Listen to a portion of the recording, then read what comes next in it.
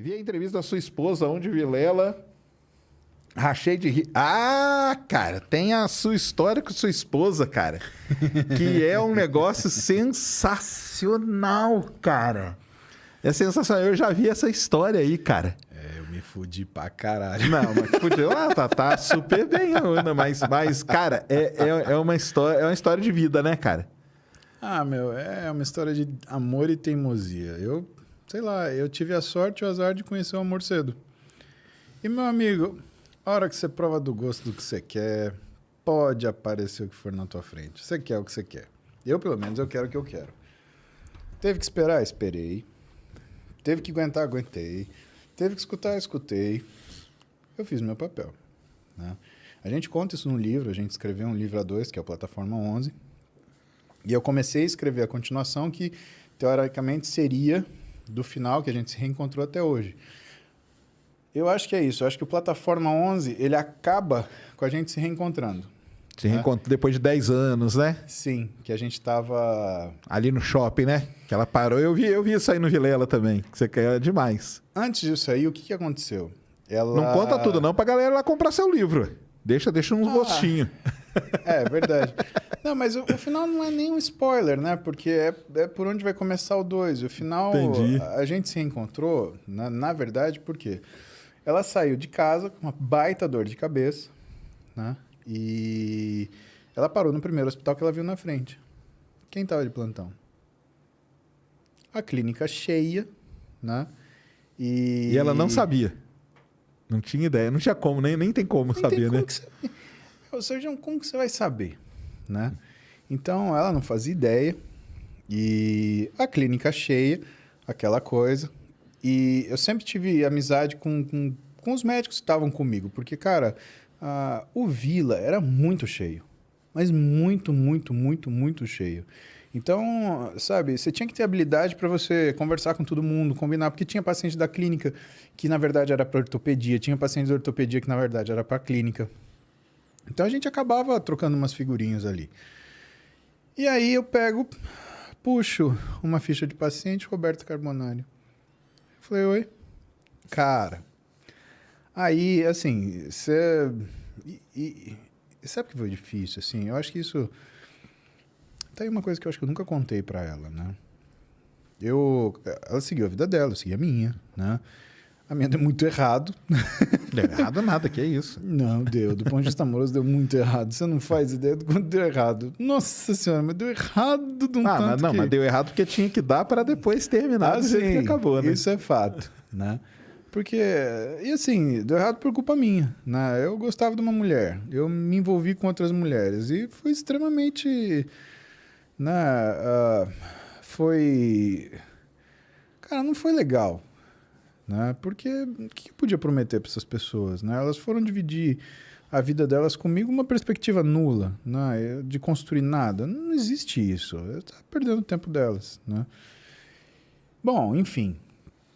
Mas a gente seguiu nossa vida e o que acontecia? Né? Desde que a gente se separou, eu tinha...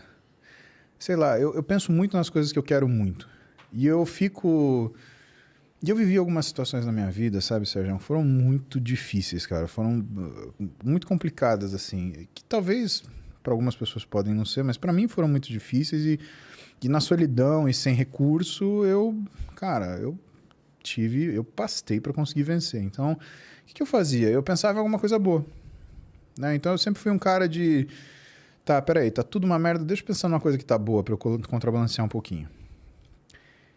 E toda vez que eu entrava num ônibus, né, que eu ia fazer um estágio num hospital, e depois de formado, toda vez que eu ia para o caminho de um hospital diferente, cara, era inevitável. Eu pensava, e se hoje eu encontrar a Roberta? Caramba. Cara, era muito foda, porque isso é uma coisa incontrolável. Eu juro para você, era incontrolável. Eu ficava pensando, sabe, se eu encontrar ela, o que eu ia fazer, como que ela ia estar. Aí eu pensava assim, cara, mas que péssimo, se eu encontrar no hospital, porque ela vai estar doente. Puta, eu sou ortopedista, Deus me livre, se eu encontrar ela depois que sofreu um acidente, você tá louco? Você não tá pensando numa coisa dessa, apaga, volta, muda a fantasia. Não, ela tá com outra coisa. Ela tá com coceira no pé. Não, é uma unha encravada. Puta, mas se ela tiver com unha encravada, cara, ela é vaidosa, ela não vai querer passar comigo. E assim, E virou uma constante, um exercício. E se eu encontrar a Roberta hoje? Eu vivi anos pensando assim. Anos.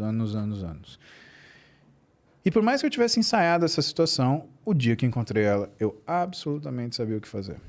Sabia? Não sabia? Nada. Eu fiquei sem reação. A gente sentou e eu, sabe, eu naquela situação, eu me retraí e fui fazer meu trabalho, né? E ela, né, porque ela é uma pessoa muito educada, ela foi perguntar da minha vida. Afinal, ela dividiu uma intimidade comigo durante um período, né? Sonhos, né? Cara, eu pedi a Roberta em casamento com 18 anos, ela tinha 17, né? E até hoje ela dá risada. Ela fala, meu, o que a gente ia fazer? Né? Eu ia morar na casa do seu pai com você, estudando medicina, né? Ou então, seu pai ia sustentar a gente morando numa casinha, né? Eu não sei, cara. E até hoje eu vejo pra essa pergunta e eu falo, foda-se, eu queria casar com você e eu teria casado tranquilamente. Né? Ia ser muito legal. E a partir disso, a gente foi se encaixando na nossa vida, porque tanto eu quanto ela, a gente teve vidas muito difíceis, né? E as nossas conversas sempre foram conversas muito duras, né? Primeiro que a gente não tinha, que de certa forma eu acho bom, né? A gente não tinha espaço para a romantização da situação. Não tinha. Né? A gente, sabe, não tinha tempo, a gente não tinha disposição e, de acordo com nossas vidas amorosas, a gente não tinha mais paciência, né? E, assim, era tudo muito direto. Isso dá, isso não dá, isso eu não posso, isso eu não vou fazer, isso eu não consigo. E eu acho que em determinado momento é o jeito que a gente tem que começar uma relação, sendo verdadeiro, por mais antipático que você possa parecer. Porque duas coisas acontecem. Primeiro, você aprende a falar não.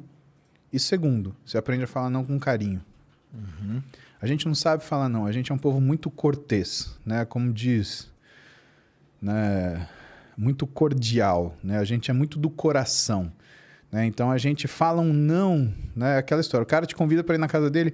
Ai, sabe o que é? Que nesse dia eu vou ter que ver minha avó tropeçou, e aí ela tá com o dedão machucado, e você quer dar uma desculpa, e a pessoa não perguntou o que tá acontecendo, ela te convidou para ir na casa dela. Né? Você descobre isso quando você tem relação com pessoas que, por exemplo, moram em outros países. Escuta, amanhã eu vou fazer um jantar assim, você vem? Não. Tá tudo bem. E se você virar para ela, se ela fizer a mesma coisa, falar não, tá tudo bem também. Né? E isso fez com que a gente tivesse uma aproximação que foi um entendimento do que a vida tinha trazido pra gente. Olha só, vocês têm uma segunda chance, só que vocês têm uma série de condições. E talvez aquilo que tenha feito com que a gente tivesse se separado no começo, ele tivesse sido anulado pelas condições que tivessem aparecido por conta das nossas vidas até então.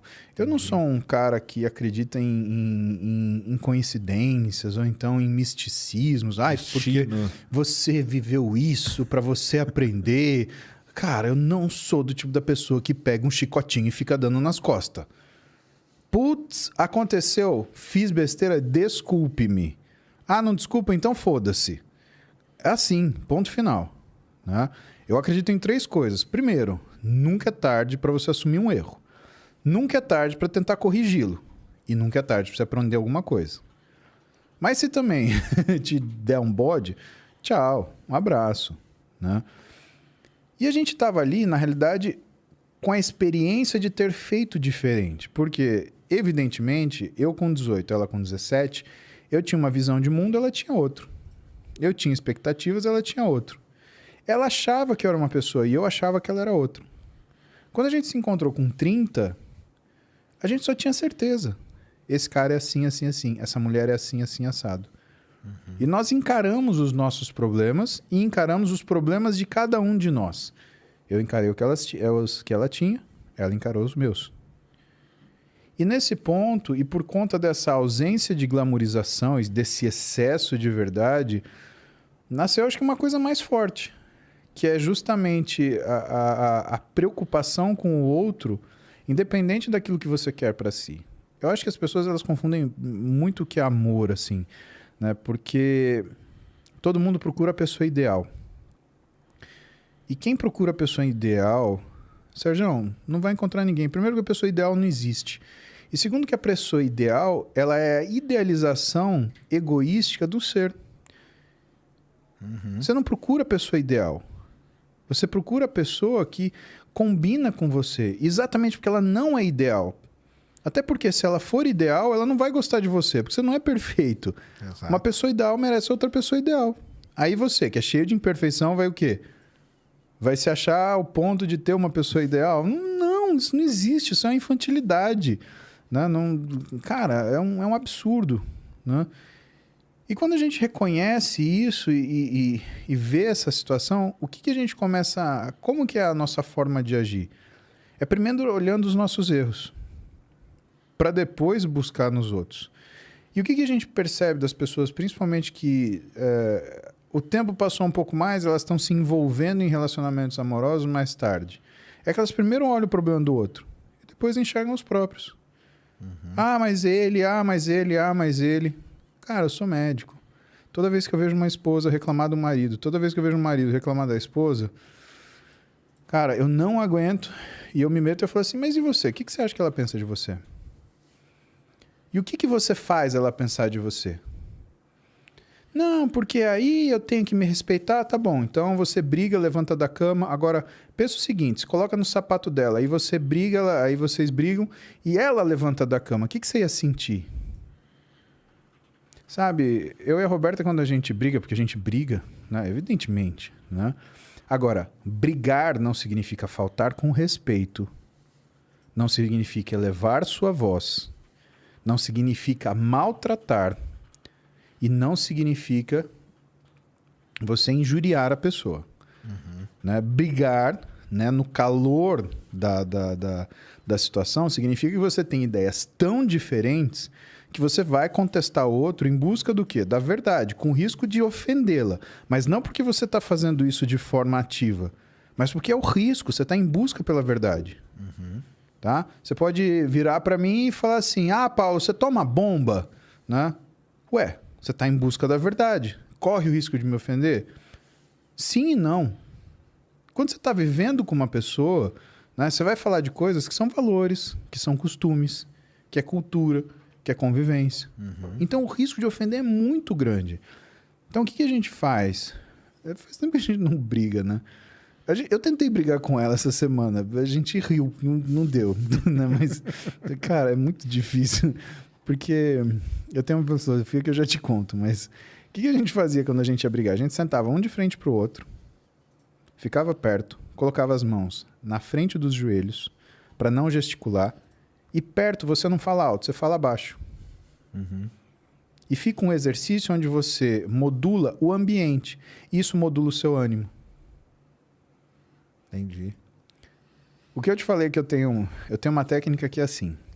O homem sempre tem uma tendência a fazer merda. E a mulher sempre tem uma tendência a reclamar de alguma coisa. Ou caçar problema. Então, se você está num casal, o homem sábio é que entrega os problemas para a mulher reclamar. E a mulher sábia é a que entrega as merdas para o homem fazer. Porque se o homem for fazer sozinho, ele vai fazer uma muito grande. Muito grande, né? Então... E se a mulher for reclamar de alguma coisa, for achar um problema, ela vai achar um problemaço. Então, cara, não perca tempo. E eu fico enchendo o saco da Roberta. Só que, cara, depois de um tempo de casado, você fica meio que imune. Ela, por exemplo... Ó, esse canal aqui é o Talk Flow. A gente do Flow não tem birra nenhuma com ele. Primeiro, você pode se tornar membro de duas formas diferentes. Você pode ser um membro humilde de R$20 ou um membro burguês de R$50. E aí você ganha uns descontos progressivos na loja, você faz parte de uns concursos para ver quem tem a melhor sorte.